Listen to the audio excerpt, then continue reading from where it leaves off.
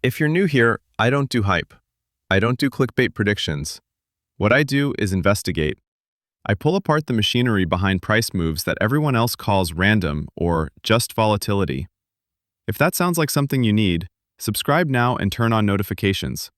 Because by the time the mainstream financial media explains what happened, the move is already over, and you're already on the wrong side of it. Let me walk you through exactly what happened. On Tuesday, gold was holding near recent highs. Sentiment was cautiously bullish. Inflation data had come in mixed, the dollar was range-bound, and there was no obvious catalyst for a major move in either direction. Then, late Tuesday into Wednesday, something shifted. Futures volume spiked. Open interest began to climb in a way that suggested new positioning, not just profit-taking. By Wednesday afternoon, gold had started to slide. Not dramatically, just enough to trigger some trailing stops, just enough to make leveraged longs nervous. Thursday morning is when it got ugly.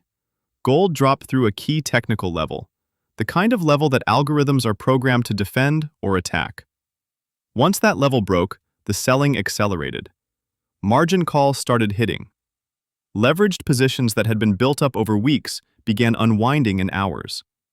By Thursday close, gold was down over 3% from its Tuesday high. 3% doesn't sound like much until you remember that gold is supposed to be the stable asset, the safe haven, the thing you hold when everything else is falling apart. A 3% drop in 2 days is not stability, it's a controlled demolition. And then came Friday. Before most retail traders had finished their morning coffee, gold was already recovering. Not slowly, not cautiously, it was ripping higher. By the end of Friday, gold had reclaimed most of what it lost. By the following Monday, it was back near its previous highs. The entire move, down and back up, happened in less than 100 hours. If you blinked, you missed it. If you panicked and sold on Thursday, you locked in the worst possible exit. If you had a leveraged long position with a tight stop, you got stopped out at the bottom and watched the recovery happen without you. This is the pattern. This is how it works. And this is why you need to understand what's actually happening beneath the surface. This is Jack Goldsman. Let me explain the mechanism, because without understanding the mechanism, you'll keep getting caught in these traps. The primary mechanism here is what I call the leverage squeeze. Gold futures trade on margin. That means you can control a large position with a relatively small amount of capital. When gold is trending higher, this leverage works in your favor. Your gains are amplified. But when gold reverses, even briefly, that same leverage works against you. Suddenly, you're facing margin calls. Your broker demands more capital to maintain your position. If you can't post the additional margin, your position gets liquidated, automatically, at whatever price the market is offering at that moment. Now multiply this across thousands of traders, funds, institutions, all of them using leverage, all of them hitting the same margin thresholds at roughly the same time. This is how a 3% move happens in a market that's supposed to be stable. It's not about gold's actual value. It's not about supply and demand for physical metal. It's about paper positions unwinding violently because the leverage math stopped working. Think of it like this. Imagine you're renting an apartment. You can afford the rent, but just barely. Then your landlord raises the rent by 20% overnight. You can't afford it. You have to move out immediately. Now imagine every tenant in the building gets the same rent increase at the same time. Everyone is trying to move out at once. There aren't enough moving trucks. There aren't enough new apartments. Chaos. Fire sales. That's what happens in the gold futures market when margin requirements effectively tighten, either explicitly through exchange rule changes or implicitly through price volatility that triggers existing margin thresholds. Everyone tries to exit at once, and the price overshoots to the downside. Then, once the forced selling is exhausted, the price snaps back. Because the fundamental reason people wanted to own gold hasn't changed. The inflation hasn't gone away. The debt hasn't been paid down. The geopolitical risks haven't evaporated. All that happened was a paper liquidation. The screen showed one price. Reality was something else entirely. This is the supporting mechanism you need to understand. The divergence between paper gold and physical gold. When gold futures crash, what happens to the price of a physical gold coin at your local dealer? Does it drop by the same percentage? Almost never. During sharp sell-offs in paper gold, physical premiums often increase. Dealers know that the futures price is being distorted by liquidation dynamics that have nothing to do with actual demand for metal. So they keep their prices stable, or even raise them. This creates a situation where the screen says gold is worth X, but if you actually want to buy real gold and take delivery, you're paying X plus a significant premium. Paper versus physical, screen versus reality. This divergence is the tell. It's the signal that what you're watching isn't a genuine repricing of gold's value. It's a liquidation event in the paper market that will eventually correct itself. The problem is that eventually can feel like an eternity when you're watching your portfolio drop in real time. Now let me show you why this matters beyond just 1 week's price action. This same pattern has played out before, multiple times. In 2008, during the initial phase of the financial crisis, gold dropped sharply, over 25% from its March high to its October low. Everyone said gold was failing as a safe haven. Everyone said it was just another risk asset. But what was actually happening? Forced liquidation. Hedge funds facing redemptions had to sell everything, including their gold positions. Margin calls across the financial system created indiscriminate selling.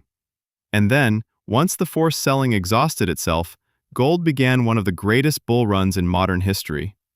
From that 2008 low, gold nearly tripled over the next 3 years. The same pattern emerged in March 2020. As COVID panic gripped markets, gold initially dropped alongside everything else. Paper gold fell over 12% in a matter of days. Physical gold, meanwhile, became almost impossible to buy. Dealers were sold out. Premiums spiked to historic levels. The divergence between paper and physical was never more stark. And what happened next? Gold recovered and went on to make new all-time highs within months. Once is an accident, twice is a coincidence, 3 times is a pattern. We're now seeing the same dynamic play out again. Sharp paper sell-offs driven by leverage and liquidation. Physical premiums holding firm or expanding. And then a recovery that makes the initial sell-off look like nothing more than a shakeout.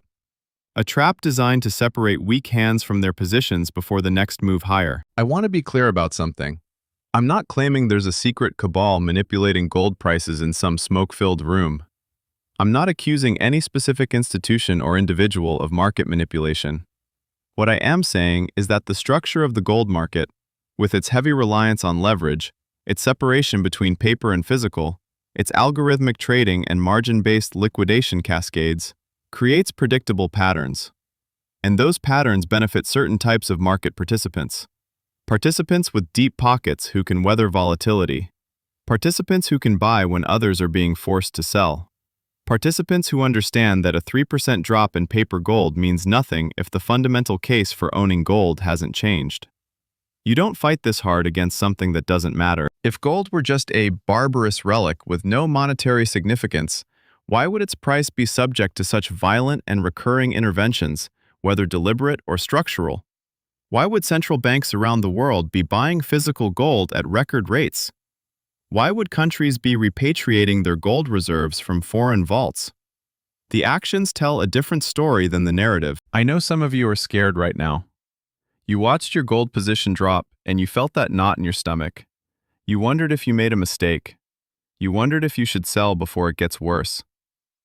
I know some of you are confused. You don't understand how gold can drop when everything it's supposed to protect against, inflation, debt, currency debasement, geopolitical instability, is still present and arguably getting worse. And I know some of you understand exactly what happened. You've seen this movie before.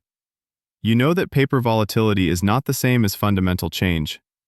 You know that the snapback was predictable because the selling was artificial, driven by leverage, not by any change in gold's actual value or the reasons to own it. For those of you who are scared, I'm not going to tell you what to do.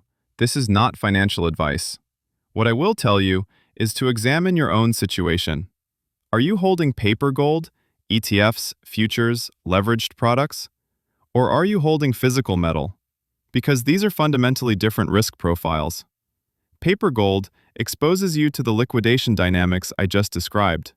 Physical gold, held in your possession or in allocated storage, does not. Paper gold can go to zero, if your counterparty fails, or if you get margin called at the worst possible moment. Physical gold cannot go to zero. It has been money for 5,000 years. That doesn't mean physical gold can't decline in price. It can, and it will. But it can't be liquidated from your hands by an algorithm at 3 a.m. because some volatility threshold was breached on a screen somewhere. For those of you who are confused, the confusion is the point. Markets that are easy to understand don't transfer wealth as efficiently. The complexity, the speed, the leverage, these are features, not bugs. They exist because they benefit the people who design the system. Your job is not to master every nuance of futures margining and ETF creation mechanics. Your job is to understand the basic principle. Paper representations of assets can behave very differently from the assets themselves, especially during stress. And gold market stress happens with remarkable regularity. For those of you who understand, stay the course, but stay humble. Understanding the mechanism doesn't mean you can predict the timing. Another liquidation event could happen tomorrow. Gold could drop another 5% before it goes higher. Or it could go straight up from here without looking back. I don't know. Neither does anyone else. What I do know is that the structural case for gold hasn't changed. The debts are still unpayable. The money printing is still ongoing. The de-dollarization trend is still accelerating. Central banks are still buying. These aren't opinions, these are observable facts. This is not financial advice, but facts matter. Let me leave you with this. They call it volatility. I call it the system showing you its hand. Every time gold gets slammed down and then recovers, you learn something. You learn that the paper market and the physical market are not the same thing. You learn that leverage is a double-edged sword that can cut you precisely when you can least afford it. You learn that forced selling creates opportunities for those with the capital and the conviction to take the other side of the trade. You learn that the narrative, gold is failing, gold is just a rock, gold doesn't pay dividends, always gets loudest right before gold proves its value again. The question isn't whether gold is a good investment. The question is whether you understand what you own and why you own it. The question is whether you can sit through the volatility without panicking. The question is whether you recognize the difference between a fundamental change and a paper liquidation. Because if you can't tell the difference, you will sell at the bottom. Every time. That's not a prediction. That's math. That's psychology. That's the way markets have always worked and will always work. Paper versus physical. Screen versus reality. You don't fight this hard against something that doesn't matter. So here's my question for you. After what you've seen this week, after understanding the mechanism, after recognizing the pattern that is repeated in 2008, in 2020, and again right now, are you holding? Are you selling? Or are you waiting for the next engineered dip to add more? Drop your answer in the comments. Subscribe if you haven't already, and share this video with one person you know who panicked this week. They need to see this. I'm Jack Goldsman, and I'll see you in the next one.